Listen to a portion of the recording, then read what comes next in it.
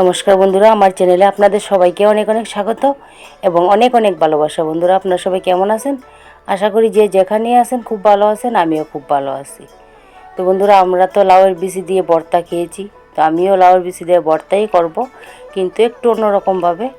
তো ভর্তাটা কিভাবে করি, কি কি দিয়ে করি, পুরো রেসিপিটা দেখবেন। দেখার আগে বন্ধুদের কাছে অনুরোধ করব, ভিডিওতে একটি লাইক দিয়ে না টেনে পুরো ভিডিওটা দেখে সুন্দর একটা কমেন্ট করে আমাকে আরও উৎসাহিত করবেন ভিডিও করার জন্য।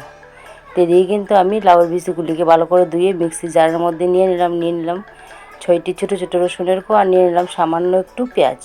তারপরে কিন্তু আমি এটা সুন্দর একটা পেস্ট বানিয়ে নিয়ে নিলাম। দিয়ে কড়াইয়ে বসিয়ে দিলাম, দিয়ে দিলাম পরিমাণ মতো সরিষা তেল। আর চেষ্টা করবেন ভর্তাটা, আর যে কোনো ভর্তাই সরিষা তেলে ফোড়ন দিয়ে ভর্তাই হোক আর কাঁচা মানে ফোড়ন ছাড়া ভর্তাই হোক করলে কিন্তু সরিষা তেল দিয়ে করলে ভালো লাগে। আর দিয়ে কিন্তু আমি ফোড়নের মধ্যে শুকনো লঙ্কা সরিষা দিয়ে একটু ডেকে দিয়েছি। ডেকে দেওয়ার কারণটা হলো যাতে সরিষাটা ছিটকে চারপাশে পরে মানে নোংরা না হয়, তার জন্য। তারপরে কিন্তু আমি পেস্টটা ঢেলে দিয়ে দিলাম মিক্সির জারটা ধুয়ে একটু জল। তারপরে দিয়ে দিলাম সামান্য পরিমাণে হলুদের গুঁড়ো আর স্বাদ মতো লবণ। তো আপনারা যদি কোনো দিন এই ভর্তাটা ট্রাই করেন তাহলে অবশ্যই চেষ্টা করবেন আপনারা ফোড়নটা সরিষা দিয়ে দেওয়ার। কালো জিরে দিয়ে দিবেন না বা জিরে দিয়েও দিবেন না, এটা এই ভর্তাটা সরিষা দিয়ে দিলেই খেতে ভালো লাগে। তারপরে আমি একটু নেড়ে চেড়ে তার মধ্যে দিয়ে দিলাম 2টো ডিম, দিয়ে আবার সুন্দর করে নেড়ে চেড়ে নেব।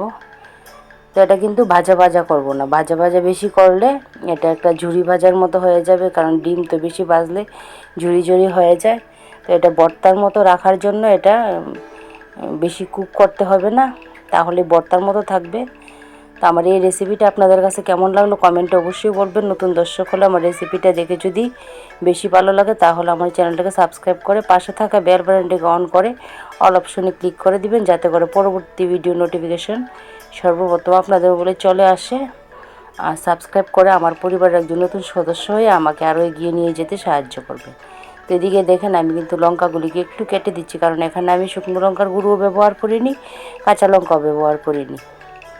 তো এই শুকনো লঙ্কাটি এভাবে একটু কেটে কেটে দিলে একটু একটু জাল বের হবে। আপনারা চাইলে আপনাদের স্বাদ মতো জালের পরিমাণটা দিতে পারেন। তারপরে আবারও কিছুক্ষণ নেড়ে চেড়ে এটাকে আমি এটা করে নেব। এটাকে বেশি ভাজবো না, তাহলে জুড়ি জুড়ি হয়ে যাবে, ভর্তা থাকবে না। তো আমার ভর্তা কিন্তু একদম রেডি, ডিম দিয়ে লাউয়ের বিচি দিয়ে। তো আপনারা একদিন ট্রাই করবেন বাড়িতে, আর খেয়ে কমেন্টে বলবেন কেমন হয়েছে।